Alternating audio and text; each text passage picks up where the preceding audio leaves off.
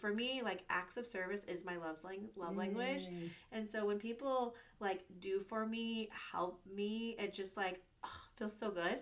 So I will say, like, anybody who's willing to, like, how can I help you, or what can I do to kind of relieve some of that stress or responsibility. That's the best thing. Doing the dishes, um, taking my son to play for the day while I, work or take a nap or get my nails done. That'd be really great. Just have some you time. Having some time to just kind of collect myself, I think, sometimes. Yeah. What about you? Have you received any kind of experience as a gift that you've like enjoyed? One thing I've gotten a couple times and have enjoyed. So while acts of service is Courtney's love language, charcuterie boards are my love language. So one of my love languages. Welcome to Reframe and Reclaim. We are Courtney Huckabee, a psychotherapist, and Jen Harris, an interior designer, who have teamed up to reflect, challenge, and reframe your mindset in relationship with your personal belongings. Join us as we discuss and declutter all of the stuff that keeps us stuck. Learn to intentionally create environments with improved function and design that cultivate peace of mind. Find the reframe. Start your reclaim. Welcome to another episode of Reframe and Reclaim. I'm Jen Harris. And I'm Courtney Huckabee.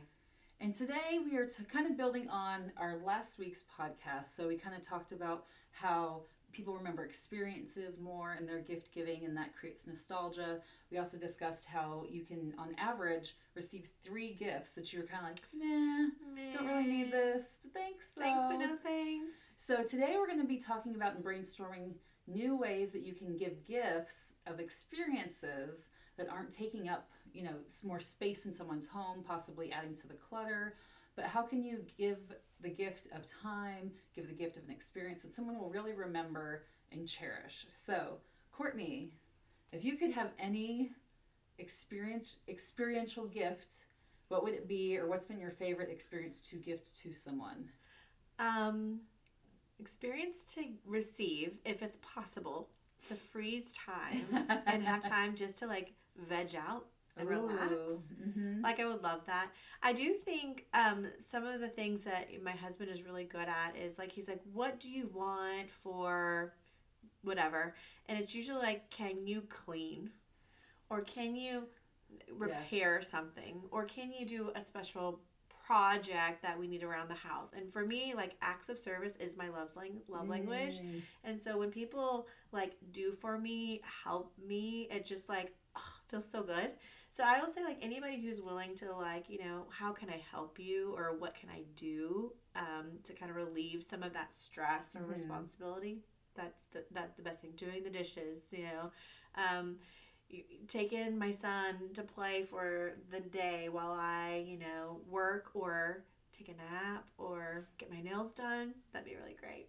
Just have some you time. Having some time to just kind of collect myself, I think, sometimes. Yeah. What about you? Have you received any kind of experience as a gift that you've like enjoyed? One thing I've gotten a couple times and have enjoyed. So while acts of service is Courtney's love language, charcuterie boards are my love language. So one of my love languages. But I love when people give the gift of like the foods platters that get delivered to your home. Kind. Yeah. So it's something that is, you can consume it and it's gone out of your house. It's not creating clutter. It's creating a memory and a moment of talking around this item, whether it's a food or sharing. Yes. So building that community and fellowship. And so, yeah, I like stuff like that where it's just bringing people together, because I'm very extroverted. And so I get my energy from people. So the more the merrier. And if food's involved, even better. My nephew, he loves a good charcuterie board. And I will say, like, anytime we have an event, he's like, are you making a charcuterie? And I like to get the fancy cheeses and the jams and the exotic fruits and, put it all together and try new things. And that's always an experience. Yes. So I can definitely say ditto, that I enjoy just making a charcuterie, but also like that time and experience of remember that cheese, or remember that really weird fruit we added on there. And Well, and we did good close family friend of ours, their son, it was his birthday, and he loves sour gummy candy. Like, that's his Ooh. jam. And so instead of doing like a cake or cupcakes, I did a whole charcuterie of different sour gummies and sour candies. Cute. And like that's what he remembered. Like he still remembers. Like, you made this spread of gummy sour candy for thought me. about me. Yeah, and it was like some of it was like the super hot, things he would never buy for himself, but you might want to try one, or it's like, maybe it's a pickle flavor or something random, but That's so sweet. yeah, but that was fun to do. Yeah, I know. Like, it's not always for the holidays, but it is for like celebrating my sister. She and I have a tradition that every birthday of hers, I gift her a pedicure and I get to go along. Oh, I love it. And so it's like extra quality time together, and it's an experience, and you're getting a little bit of pampering. Well, I think that would be a great holiday gift, though, for people. I mean, taking a break from the chaos of doing the shopping or the cooking or whatever, and just putting your feet up with someone you love, like, that sounds amazing. Yeah. So I get your nails done? Yes, let's do that. Yeah. And I'll say as well, like, I love being with people and creating experiences too. I host a lot at my house, and I have a funny gift that I received that I didn't really know about. So was this one of the 3 things that you were like, oh, thank you? This is like, who gave me this? this? A mystery. Why? Love a good mystery. So 2 Christmases ago, I host friends, I host coworkers, and I host family at my house during December. So it's a very, very busy hosting season in my house. Which is why we need to go get a pedicure. Yes. There's a lot of work to be done around this time. But I remember one day I opened up my front door, and in my garden bed there was this broken gnome. And I don't have gnomes in my garden bed. So how was he broken? So his arm was taped with like gauze tape with the like white. Yes, his arm was broken, and it was taped. This should have given me a clue. Now I know how they taped it. It was taped, and it was like holding up this little spring with a butterfly on it, which was, kind of cute. And so I know I hosted some of my friends. I know I hosted some of my coworkers and some of my family. So I texted a few people like, did you guys like leave this here? Is this like a practical joke? And nobody knew where it came from. Like everyone I texted. And I realized last Christmas I was hosting my family again, and my cousin and his wife walk in the house like, you actually still have this gnome? And I was like, yes, he's part of our family now. He I didn't know who gave him to me. I didn't want to offend anybody, but his name's Franklin. I've adopted, it's kind of like the stray dog that comes. You just kind of okay, you're part of the family now. And they were like, yeah, it was a gag gift. We actually wanted to, surprise you because you're always hosting. We thought you would know that, it came from somebody. And I found out literally last Christmas. A whole year went by, and it was revealed to me. But it's given me an idea, and I've actually heard some people on the socials doing this a little bit. If you are wanting to declutter your home, and if you have something that you don't particularly need or want, when you go to a friend or a family member's house that's hosting, you just politely leave it somewhere and see if they notice it. Because I'll say, I did not know for a whole year, but I didn't discard him. And I think I might try to do that this next. Instead of the elf on the shelf, it's like a gnome in your garden. A gnome in the garden. Or it could be like a vase in your home. A vase on the bookcase, Yeah. So I thought that was a fun idea to declutter a little bit, but don't trash somebody's home. Right. But leave a little sentiment of something that won't spoil or go bad or rot. But that's hey. something that says Happy Holidays. I'm watching. And it's a fun little what? When did I inherit this? Right. Where did this come from? I like that. So you don't have to reserve pranks for April Fool's Day. You can incorporate that into the holiday neighbors, season. Co-workers, friends, and family members for the season of giving. So I was also gifted, this wasn't Christmas, but a friend of mine as a gag gift, she wanted to get me the ugliest thing she could find in the store, and it was this is like early 2000s, And it was a monkey dressed in a human body with the tailored English suit, and like it's holding a single taper candle holder. And I mean, this thing is like 18 inches by 4 inches diameter, like giant, and it's holding one candle, one taper candle. It's super obnoxious. And but she's like, "Isn't this great? Put this right on the mantle, And so then it became this running joke between us. But yeah, I think it's fun to kind of do this kind of gag gifts, which kind of goes into like the white elephant, I love or white like the elephant Yankee Christmas, gifts. Dirty Santa, whatever you want to Yes. call it. But that could also be a good way to re-gift those gifts. And I will say, I have attended many white elephant gift exchanges, and I love them because typically the way I play with my friends is you have to bring something from your home. You can't buy something. Love it. And so it is so fun because somebody's like, I don't really want this. Who would want this? And someone else is like, that's score. Right? Like, I love it. And I remember one Christmas we did a white elephant, and one of my friends brought a meat tenderizer. Oh. And I was like, I'll take that. Yeah, I want that. It was just kind of one of those things. I don't have what I would never think. I was in my 20s. I'd never think to buy one, but I do. Just come in handy every once in a while. Why not? That's useful.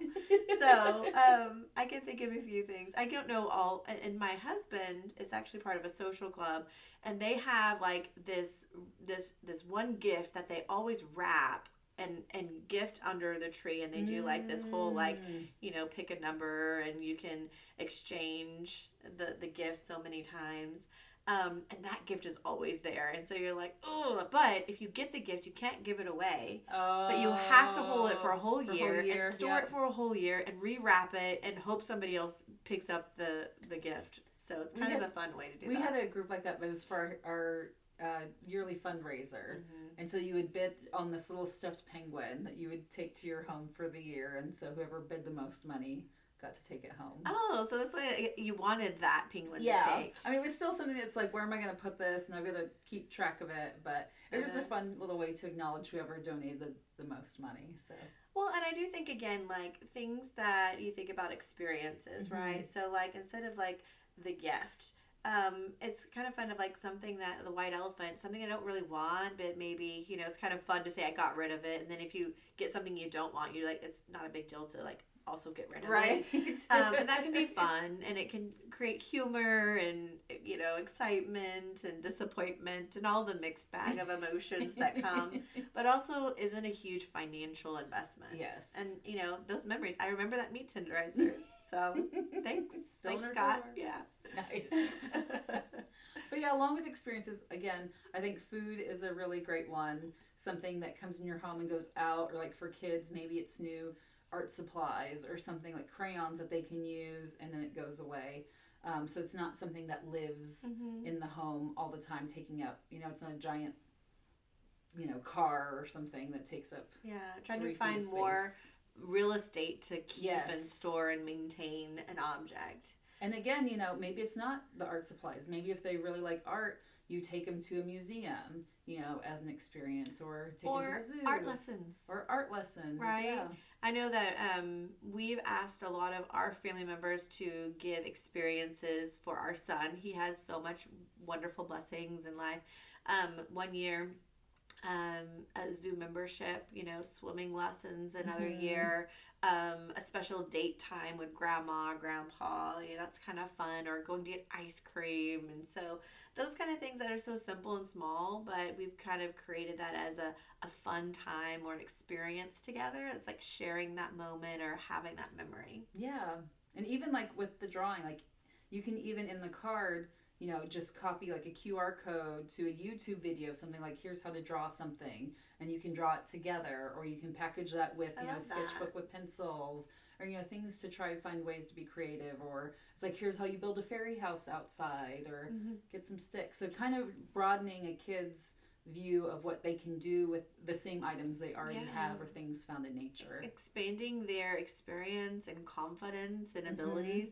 I will say, when we talk about like giving experiences, my brother is like the expert at this. Like every year he gives an experience of some kind. And so I think it was last year, he gifted us a fishing trip with him. And so we got to kind of coordinate the time and everything, and we went fishing together. It was really fun. We didn't catch any fish, but I still remember that fishing trip. And then, like, for my nephew, he's a young adult now. He gifted my nephew, along with his wife, like, a road trip away. And so they took, like, a mini road trip and a weekend away to do some fun stuff. And then for Mother's Day, they have hosted us a few times and had, like, a Mother's Day brunch for his wife's family and his family. And so they just host all of us. And this last year was, like, really magical. Like, it was, like, this garden party, and we played family games. And they, like, made all this, like, really delicious and, like, unique food and, like, homemade sourdough bread and, like, just a charcuterie. And it was just so nice, like, to have that moment of, like, again, being thought about, but then it's an experience, and we're sharing that time with our family and our extended family. So this can be really, really memorable. Yes, yeah. And even like season passes to places. So if it's like you do find a place where you've had this experience, like maybe we went to an amusement park and like you had a great time, it's like continue that by getting someone a season pass or you know, or the zoo or, you know, other places like that. My husband, a few years ago, gold star. So he had a massage membership, but he was like, I don't really go. He actually gifted me his massage membership, and then we still, like, accrue points and things.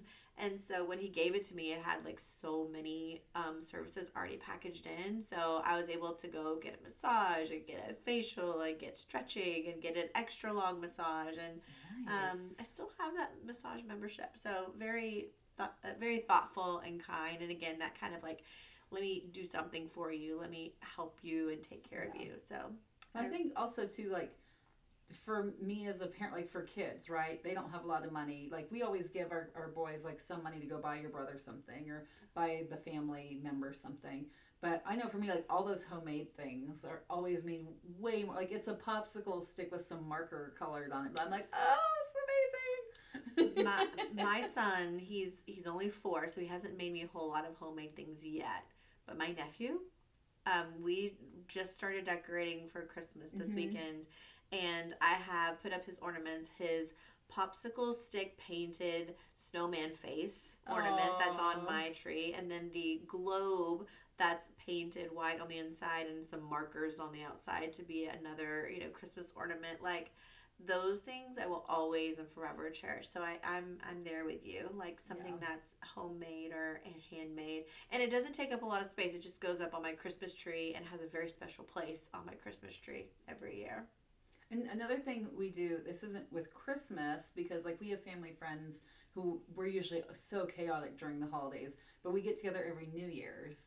And then the kids get to try and stay up together. And so we kind of, sometimes we go places, sometimes we stay at our house, but we do that instead of exchanging gifts. We just have like a really big party for New Year's and, you know, finding other times to make it special. But I think definitely anything like a food is a great gift, then to build an experience around.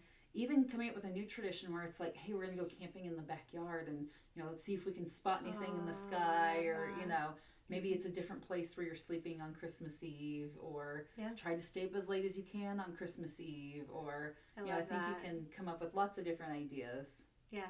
And when you brought up like that party with all the kids, like, one thing I try to do a few times a year is get all of the little cousins together and have like sleepover, movie, arts and crafts, playing outside, just time together, because we have such a large family, but we're really spread out. And I will say, I always love those weekends, and the kids are usually like, when do we get to do this again? So again, even for the kids, you know, even though we want our children to like have the coolest thing or the neatest gadget, those experiences can really just, you know, carry on so much more weight than, you know, that toy can last, you know. Yeah, and let's be honest, they already have enough toys. So, and the adults usually have enough things too. If we need something, we normally go buy it ourselves already. So yeah. So we wish you this holiday season more experiences, more time with loved ones, and more charcuterie. all the charcuterie you can handle. Please, I know this is charcuterie season, but just really thinking outside of the present box and how we can share time and enjoy others and share thoughtfulness. Yes, and everybody again remembers the experience. You don't always remember what was said, but you remember the feeling. You know, that the old saying. So really think about how you want to feel and how can you bring that experience to the holiday season without buying something, you know, new that's going to live in your house that you don't need. Or storage box. So as you're reframing your mindset around the holiday season and reclaiming your time and your space, we wish you a Merry Christmas, Happy Hanukkah, Kwanzaa, and New Year. Merry Christmas, Kwanzaa! And like, follow, share, and also share about your own experiences, how you've created experience or shared sentiment with others without having to collect things. Yes, we'd love to hear in the comments below. We'll see you next week.